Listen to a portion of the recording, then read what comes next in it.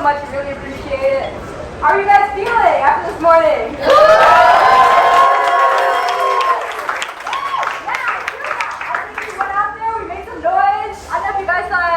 Scott's face, the director of Buzz Life, he felt our disruption. I think we made ourselves heard today, so I'm really proud of us.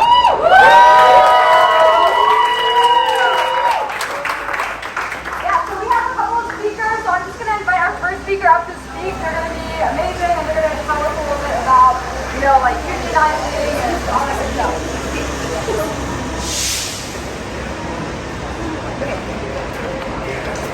Our first speaker is Miguel Sanchez. He is Providence City Councilor, and he has come out today to support us. So thank you so much, Miguel.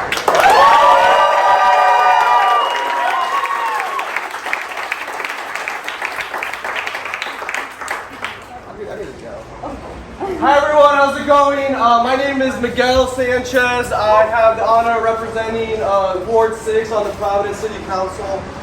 Most importantly here, I just want to be here in the form of solidarity with all you brave students, workers today. The decision that you guys made today to take this action is a strong one, and it's one that's supported by the Providence City Council. I'm not sure if folks have seen, there was about 8 of us that signed a statement showing full solidarity. It would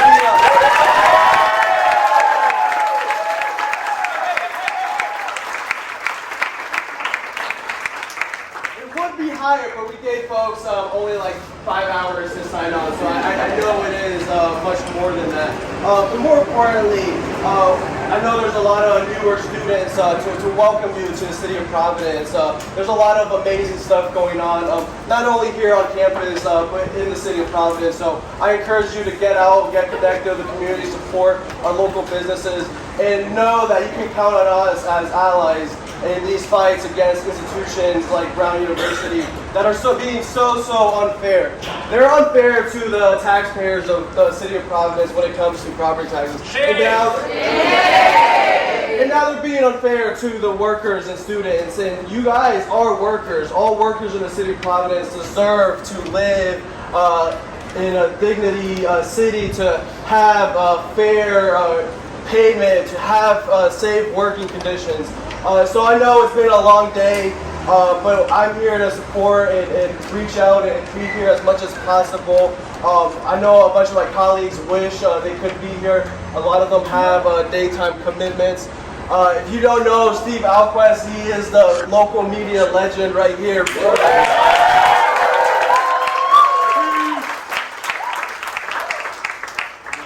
And to continue this fight, sometimes these fights get demoralizing and they get tiring, but understanding why we do these fights for the greater good. If it's not for us directly, it'll be for the CCs next year.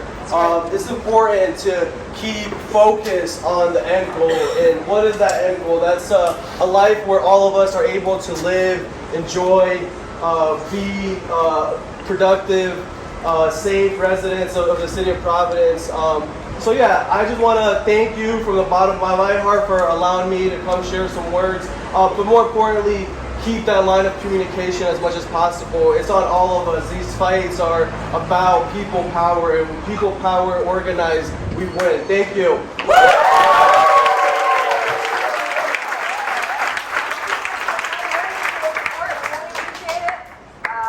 I guess we'll make this the impromptu stage. Our next speaker is Frank Flynn. Frank is the president of the Rhode Island Federation of Teachers.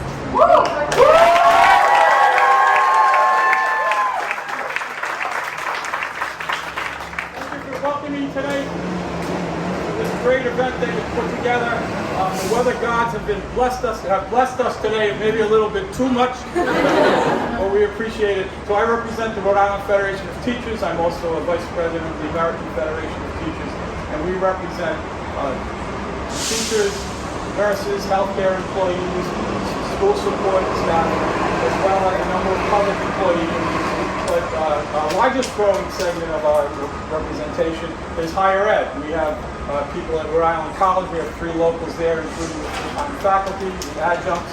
the professional staff. We represent the faculty at Brown University, at Bryant University. We represent the faculty at the University of Rhode Island. So we're happy to welcome all the great work that Michael and Sharina and everyone before them put together and started this great movement here at Brown University. And we expect that we're going to be very successful, and one day Brown University will be wall-to-wall union. That's our goal. That's right.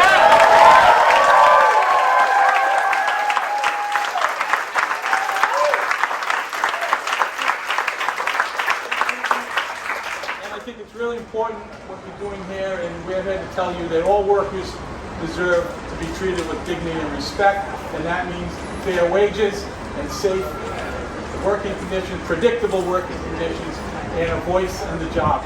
And I think this is a great opportunity for you to learn about unionism and become actively involved, and someday you will be the leaders of the union movement throughout this country after old people like me are done, which is hopefully pretty soon. So thank you. Keep up the good work, and whatever we can do at the AFT or the RIFT to support this and get that first contract across the finish line, we're here.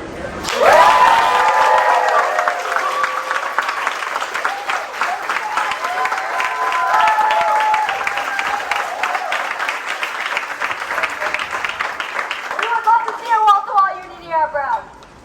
Okay, our next speaker is Michael Ziegler. He is the president of the grad labor organization here at Brown.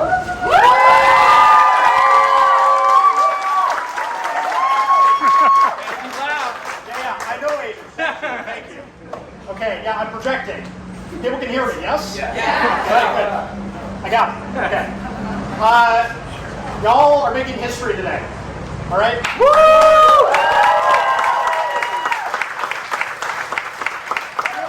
The first unit of Local 6516 to strike against Brown. Yeah!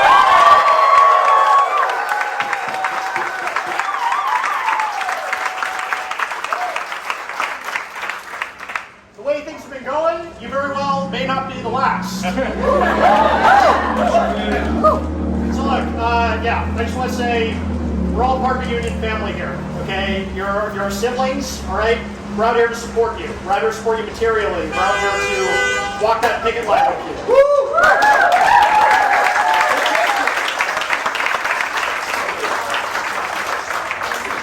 And I just want to say, having heard about sort of what's been going on at the bargaining table, they've reached a new level, okay? And I understand they hired on a new junior deluxe vice president for labor relations, something like that. And you know, I think I've actually kind of figured out why they keep hiring so many vice presidents. They're getting ready to start a department of clowning.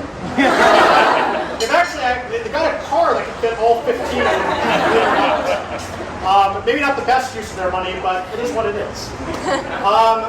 So look, we're going to be out here for you. We're out here for you today. We're going to be out here for you as long as it takes you to get this first contract. You guys are going to win a hell of a good contract. We're going to get you room and board, fully comped. We're going to get them to back off from this bullshit about not respecting your other commitments. You make student life at this university. Yep. Your labor is essential.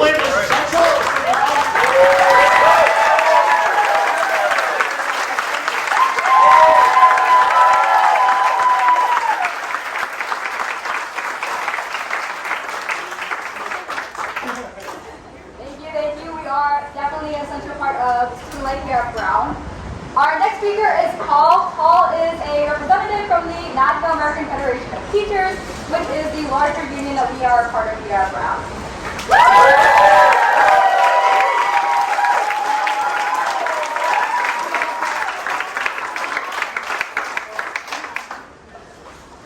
So, as she said, my name is Paul Mays. I'm an AFT national representative.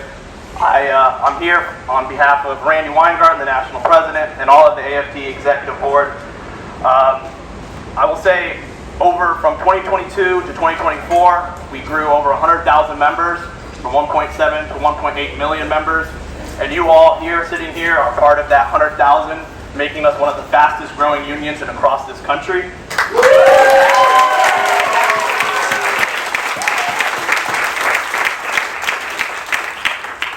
So just, this morning, breakfast, all the support, that's all from the national. We want you to know that they are behind you. And so I'll just leave it at that. The 1.8 million members across the country are behind you in your strike. And winning this first contract. So.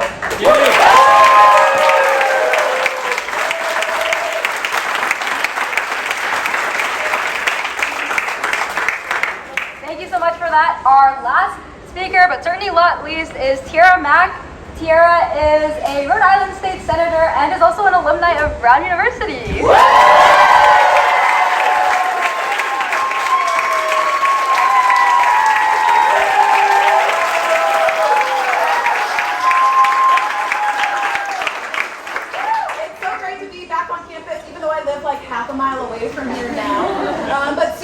Quite literally do make up the future leaders of not just Rhode Island, but also the entire nation.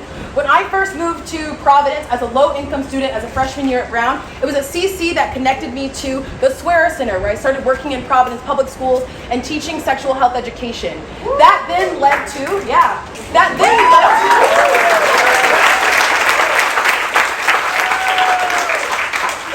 CCs in Keeney my freshman year who encouraged me to join the rugby team, where I then became the first captain after suing the university to become the first varsity sports program for our women's team and one of the first in the entire nation.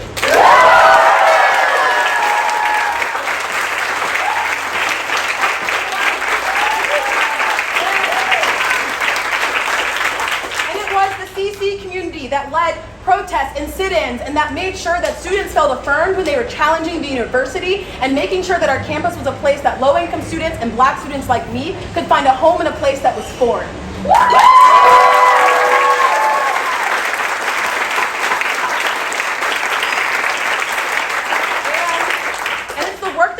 Every day to build culture and community on this campus that leads every single student, no matter where they come from across the globe, to feel included in the Brown community. And it's also y'all that carry on the legacy of holding the university accountable to the world that we want to see. From the 68 walkouts of black students to demand that the university has a larger number of black students matriculated every single school year, to sit-ins like the one I sat in my sophomore year when Commissioner Ray Kelly, one of the pioneers of the stop and frisk law, was invited onto campus. Students and the community organized and said, not on our campus. So thank you all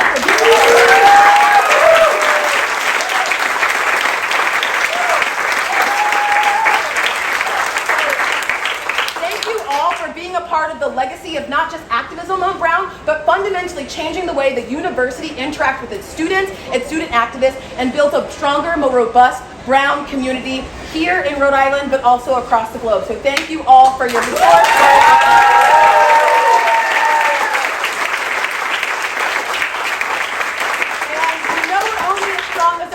So when I say how strong, you say union strong. How strong? Union strong! How strong? Union strong! How strong? Union strong!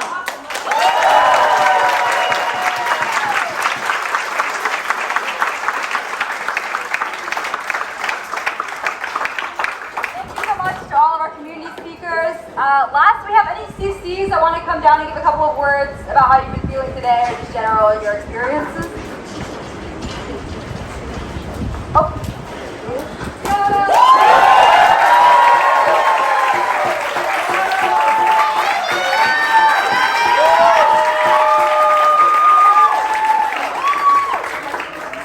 Okay, standing next to me is the amazing Ayla.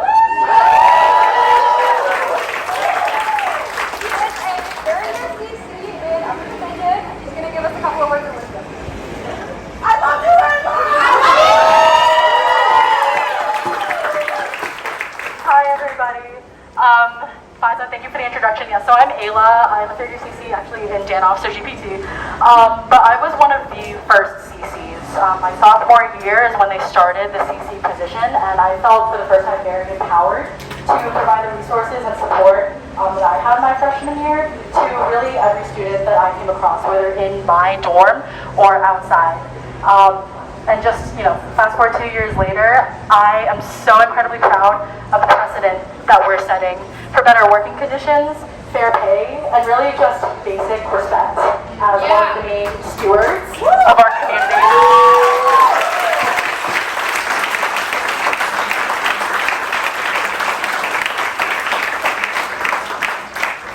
And I said this to Anna the other day. Honestly, if anybody's better at coordinating community, it's us. But we've all come together in an even stronger way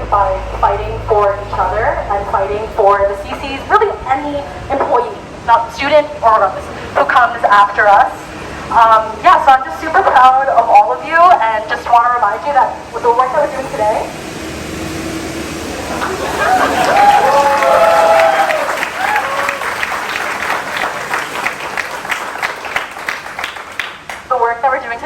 is amazing. I'm never going to forget this as a senior. It's my last year. But really, this is just the beginning. So let's keep fighting this afternoon and really grow as long as we can.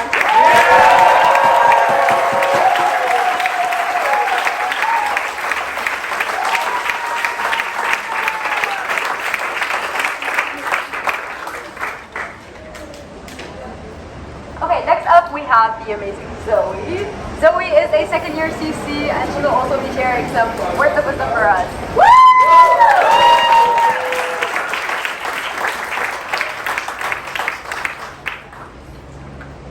Hi everybody, I am a CC. It is my second year. I am living in Sears again, so that is upper division. I do not work with freshmen, sadly.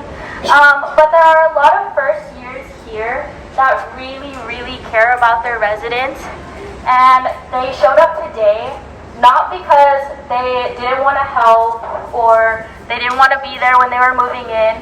It's because of the lack of disrespect that has been put on CCs from Brown in us trying to fight for better working and like programming conditions for the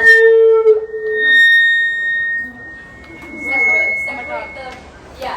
Okay, that's a little better. I'm so sorry. I think that's one. Wait, what? I'm so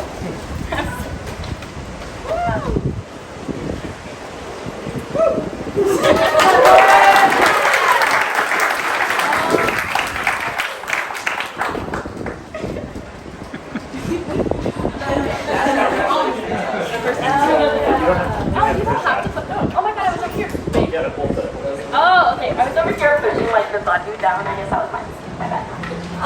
Okay, yeah. But I would also like to mention that a lot of us were scared about how this would be perceived by the public. And I know a lot of people that wanted to be here, but they were threatened and they were afraid.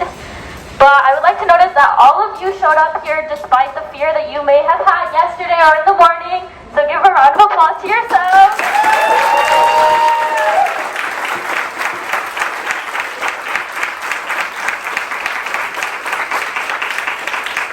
So after this morning, I would like to just mention how freshmen and parents were really supportive. We even have 2 freshmen in the crowd.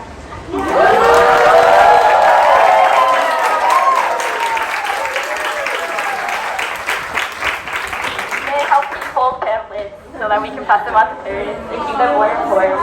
Very nice. But really, we do this for the residents. I love putting up my programs of cooking and doing things, and now we only have $1 to $3 per person. What am I supposed to do with that? Here you go, have a cookie. I mean half of a cookie because you can't have a full one. But yeah, and then lastly, I just really want to thank Elijah and Anna because they are 2 big.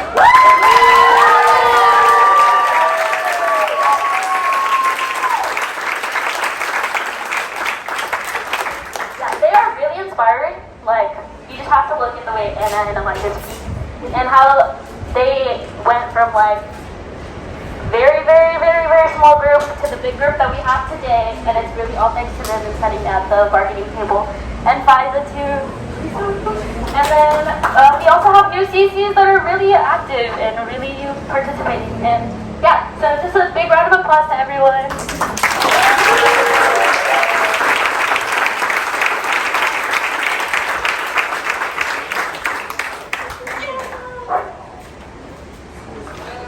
Thank you, Zoe.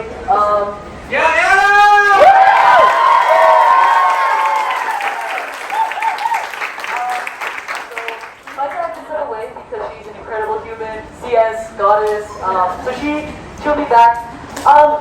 Any other CCs who feel compelled to share? We could maybe take one more testimonial. Yeah, Carla.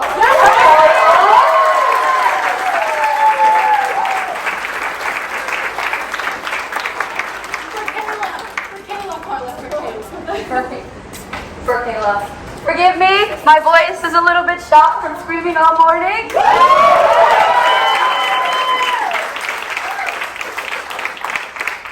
I am no stranger to this megaphone here. If you would have told me that a few months ago I'd be on the picket line, losing my voice, with a community of a lot of people who I otherwise probably wouldn't have gotten to know here at Brown, I would have looked at you crazy. But I'm here today, and that's a huge testament to this community that we built up here. I'm a second-year CC. I am now in GPT. I was in GPT last year, and last year I had the privilege of being a CC in Machado. And for those of you who don't know, Machado is a living space, a residential hall that houses a lot of communities who share identities. We have the Latinx house there, we have Casa Machado, we also have French house. Being in Machado last year was one of the best experiences because I'm proud Latina.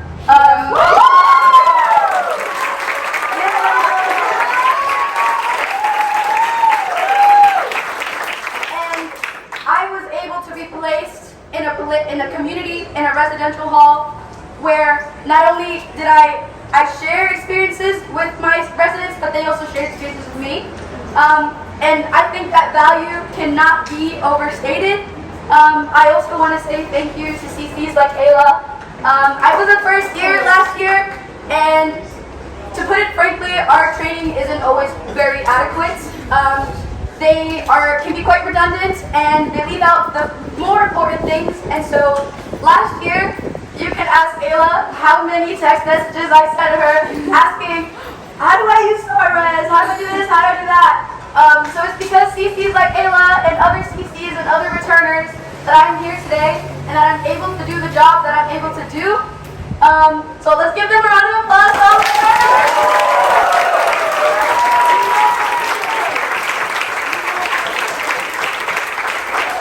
And lastly, I want to say that I don't know about everybody here, but I'm at Brown on financial aid. Unfortunately, the full cost of my tuition and room and board is not covered by that financial aid. And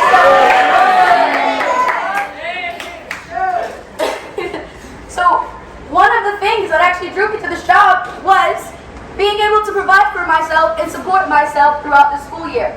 Because if my parents are too burdened with having to figure out how they're going to pay the cost of my tuition for me to be able to register for classes the next semester, I can't put the burden of supporting me on them too.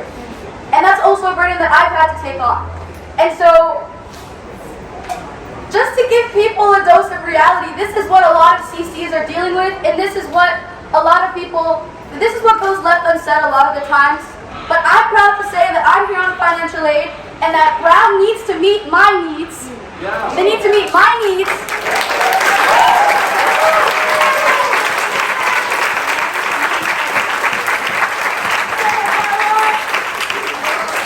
Brown needs to meet my needs so that I can meet the needs of my residents.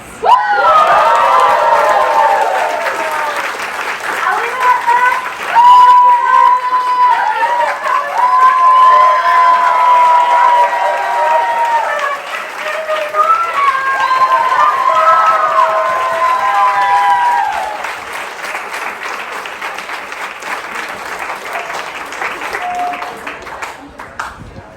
Okay, we have two more speakers who are here joining us from the community. We have the wonderful State Representative David Morales, if you would like to.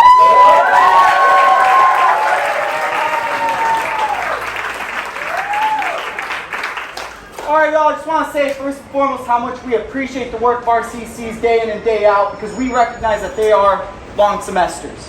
And I find it ironic that a university that prides itself for its liberal views and progressive values, that they would have the task of giving the responsibility to CCs to care for the students under your supervision and ensuring that they are safely housed on a daily basis, yet they are not willing to do the same for you.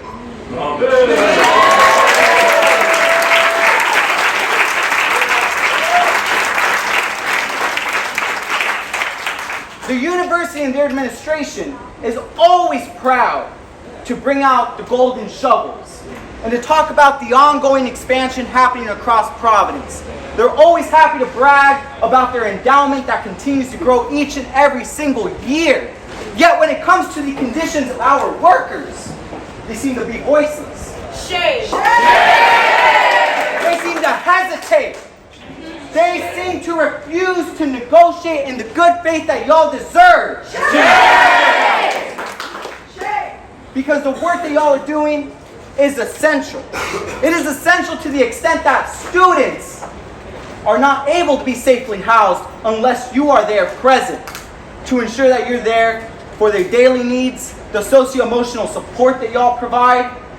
So why is it that you're not given full access to housing stability? Because it's not enough to have a measly stipend that doesn't even go far enough to cover all of your housing to begin with, much less food and much less every other expense that a young person in college has to endure.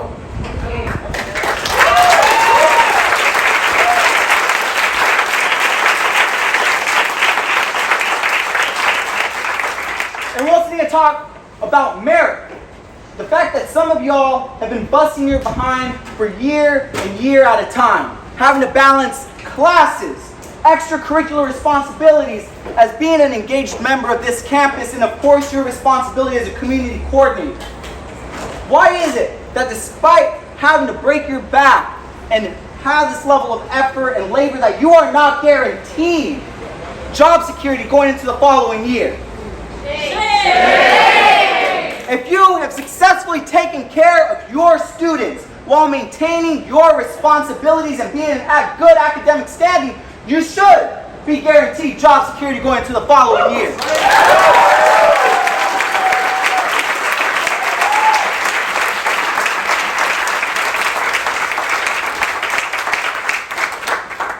And as we stand here and reflect on these values, they're not radical. It's not radical to demand that a university with the size of this wealth provide you with a stipend that covers all of your housing expenses in addition to other daily needs. It's not radical to demand that the university guarantee job security going into the following school year. All of these are basic demands, and they're demands that y'all recognize as your rights, which is why you're organizing. It is why you have community members and fellow students here joining you in solidarity. Because we recognize that these are basic ass demands. They're not radical. You're not asking for a lot. You are asking for fairness.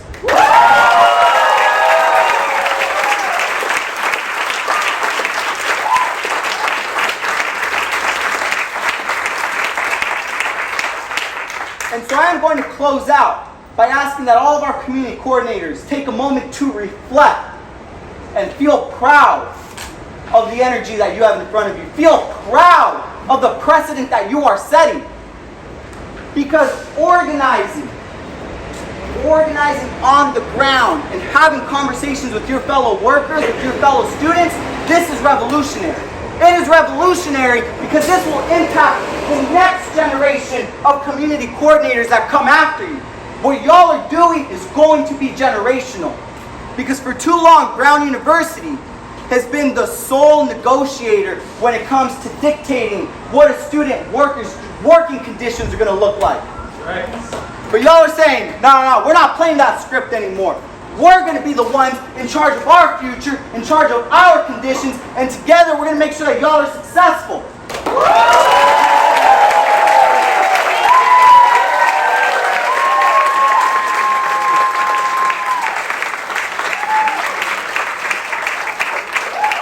Thank you so much. We have two final speakers. They're going to come up on behalf of BPO, our sibling union, the Brown Postdoc Labor Organization. And then we're going to get ready, get hyped to travel up north. So I'm going to welcome Caroline and Tara up here to share a few words. Thank you.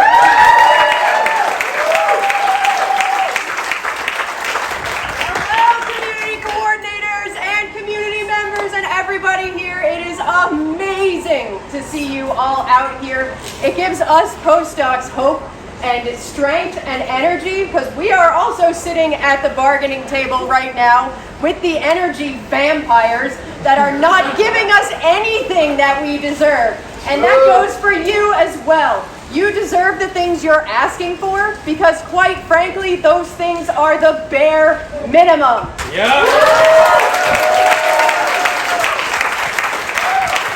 I have been in grad school for a very long time and have gotten to where I am today, and have been at many different institutions, and I have not been at one place that would not cover room and board for their RAs or their community coordinators. Right?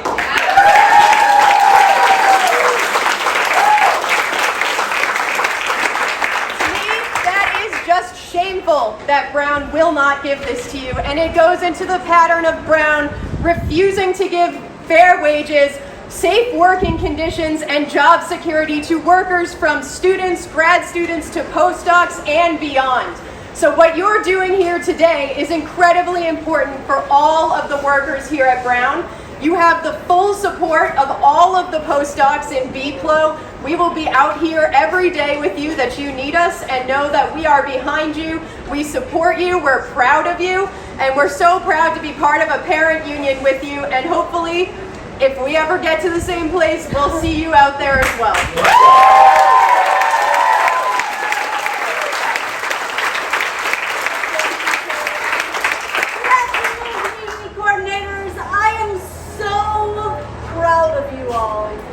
When I saw you picketing earlier, I couldn't stop smiling. You have set basically the goals, right, for our union.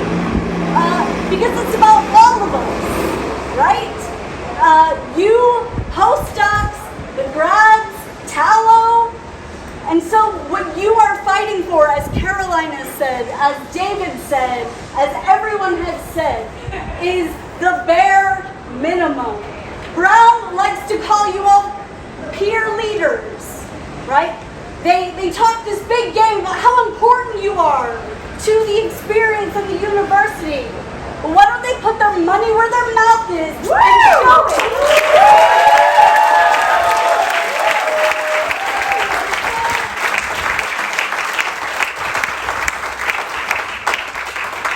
Make no mistake, Brown can do the right thing.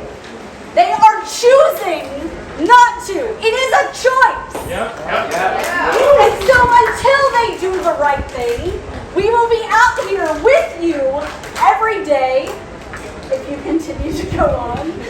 Every day, you have our full support.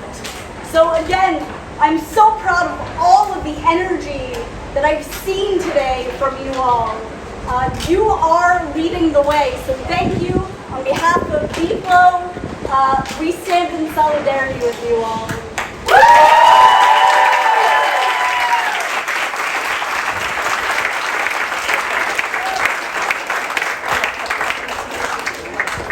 All right. Thank you to all of our amazing community speakers. If we could just give them all one more big round of applause.